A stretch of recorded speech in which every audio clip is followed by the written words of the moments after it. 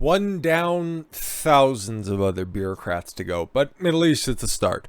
Dr. Francis Collins stepping down as head of NIH. Thank you for your service, you fucking, well, good head of hair having old creep. He was that same asshole who said that parents should be masking around their kids in their own home, and he's like, no, don't worry about it. No, I didn't necessarily mean that at all times. You guys took that out of context, right? Yeah, no. The head of the U.S. National Institute of Health is stepping down amid lingering questions regarding his agency's funding of research in China. Oh yeah, right, the gain-of-function research that he definitely had a hand in, and he definitely didn't lie about knowing anything about, you know, that guy. Dr. Francis Collins has served as NIH director for over 12 years in a tenure that has spanned 3 administrations. Thank you once again. I'm glad we can give you this very cordial send-off.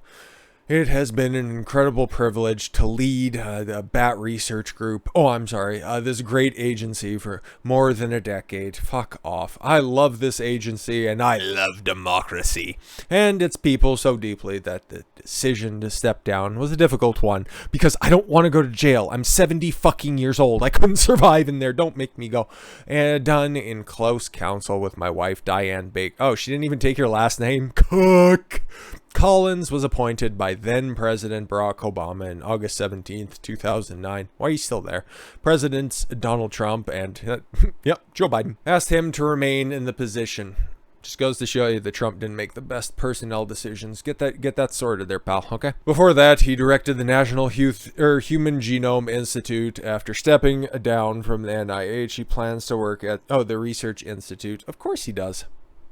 He hasn't learned everything he needs to know. He needs to find out what the key to immortality truly is. NIH includes a number of offices, including the National Institute of Allergy. Oh, God, fucking Fauci, the head of that office, has become one of the most prominent public health voices during the, COVID pandemic, where he loves to have his television spots. And Collins has backed Fauci on a number of occasions, but both officials have come under scrutiny. By who exactly? Lasting scrutiny, that is. Remember when the emails came out and it's like, oh, we actually did give like several grants to that gain-of-function research lab that's in Wuhan. Whoops, sorry about that. Yo, we gonna get you guys to be held accountable for any of that? Nah, don't fucking bet any money on it. But yeah, under scrutiny for statements regarding the origins of the China virus and funding given to Chinese researchers. The officials deny the funding was the type of research called gain of function until you looked at the released documents and the emails that are out there, and then you realize that, oh fuck, that actually is exactly what they're doing. But some scientists, including Dr. Richard E. Bright, have said documents made public this year undermine those claims, because they fucking directly do, okay? We have the emails, we have the communications between Fauci and Collins and that one goofy Chinese researcher that's out there as well who's saying, oh, thank you very much for all funding. Collins and Fauci were untruthful when they claimed before Congress that the NIH did not support gain-of-function research or potential pandemic pathogen enhancement at the Wuhan lab. Ebright said last month, Fauci and Collins have broken the trust of the American people several fucking times over. Senator Rand Paul, yes, has referred Fauci, but not Collins, to the Department of Justice for a criminal investigation. No, he's not done with Fauci. Rand Paul will not rest until Fauci is just absolutely buried, and I'm so thankful for it. The department has not answered questions on the matter, and the White House has continued to stand by Fauci and others because they won't. Nobody's going to face repercussions on this shit, okay? Yes, Collins will just go ahead and peacefully retire off into the night. And Fauci, if he had it his way, he'd probably die during his next Meet the Press interview or try to find the key to immortality, because the dude just loves the fucking fame that he has acquired over the past 2 years. They won't give it up, not kicking and screaming at least. The department has not answered questions on the matter, and the White House has continued to stand by Fauci and others. Yes, Dr. Collins has had a great career as a scientist and public servant. And I hope being caught between our investigations and an administration that does not want to answer questions did not hasten his departure.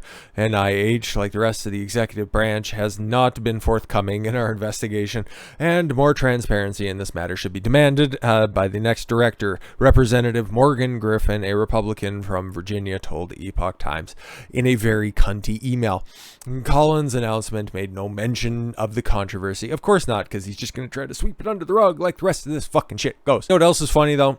Just harkening back to the time frame of the emails when all of this stuff was going down. It's like, yeah, we got like a really dangerous virus going on around here. Not so much dangerous as it is like transmissible. You know, we aren't going to be in any position to be able to keep it within the walls of China. And it's like, oh shit, thanks for the heads up. And we'll just make sure to craft a nice little narrative that'll go ahead and we can just place squarely on the back of Trump. But hey, if anybody had any stocks in PCR tests, guess what? The fucking business was booming, my guys. China's PCR test orders soared before first a reported COVID case. Imagine that. Government contracts show surges in Wuhan area purchases starting May of 2019.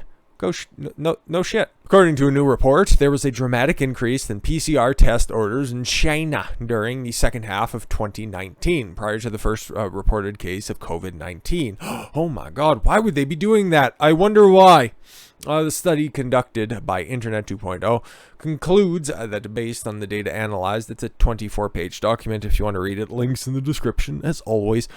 On the data analyzed, the virus was likely to be spreading in Wuhan, China as early as summer of 2019, and most definitely by early fall of 2019.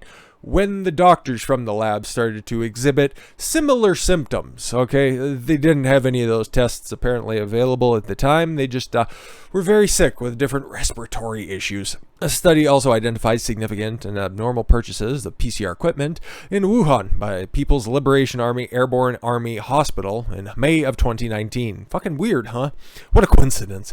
The Wuhan Institute of Virology in November of 2019. The Wuhan University of Science and Technology in October of 2019. And Hubei Province District Centers for Disease Control and Prevention from May until December of 2019. All in all, the total PCR purchase price increased from 2015 to 2018 until a dramatic increase was identified in 2019. 10.1 million won, what is that, like $45 in 2015, 19.1 in 2016, and 29.1 in 2017. Oh my God, this just keeps going up. You should have definitely had stocks in it by this point. 36.7 in 2018, and finally capped off just a shade under the lucky number, 67.4 million won in 2019.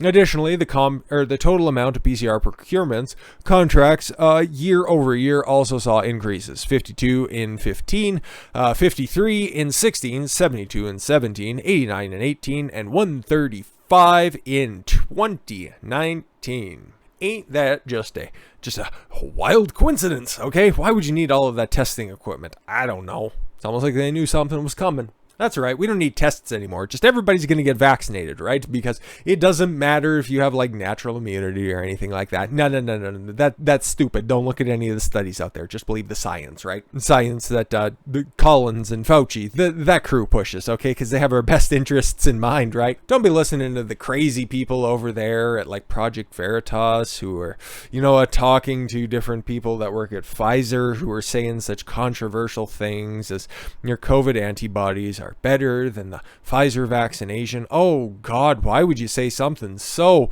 very spicy? We can just go ahead and let this play a little bit. Like, come on, we'll just go ahead and go. That guy's a scientist, Nick Carl. Interesting. Yeah, no, I'll have a link to the full video. It's about 10 minutes long, and they just posted another one here a little bit earlier as well. That also has a bunch of other spicy claims, and this one hasn't even been up for a full day yet, and it already has over 1 million views. That's why I feel probably all right just sharing at least a little bit with you guys, because hey, at least it's still up right now when this guy's he's down there. Why would Pfizer have anything just other than your health and safety in mind? Like, they wouldn't be thinking of stuff in order to spin their vaccine. It's safe and effective after all. 3 Pfizer scientists told Project Veritas undercover journalists that natural antibodies are a better protection against COVID than their version of the vaccine. Not all vaccines, of course. Fuck you, YouTube. Nick Carl, a Pfizer scientist, said natural COVID antibodies are probably better than the COVID vaccine. And Project Veritas' four-part Expose COVID Vax series. Yeah, and only part 2 is out today, so this could get weird. When somebody is naturally immune, like they got COVID and they recovered, they probably have more antibodies against the virus. When you actually get the virus, you're going to stop producing antibodies against multiple pieces of the virus, so your antibodies are probably better at the point than a COVID vaccination. Nick Carl, but he's just a scientist after all. Is he following the science though? Chris Krogi, a Pfizer senior associate scientist, said, "You're protected for longer if you have natural COVID antibodies. I work for an evil corporation. Our organization is a run on COVID money," Krogi told Project Veritas' undercover journalist. Somebody having a come to God moment, but you can go ahead and watch the rest of the video if you'd like, or the second part of it as well. But hey, I mean, I know I trust Pfizer, especially when I look at their social media banner where it says breakthroughs change patients' lives.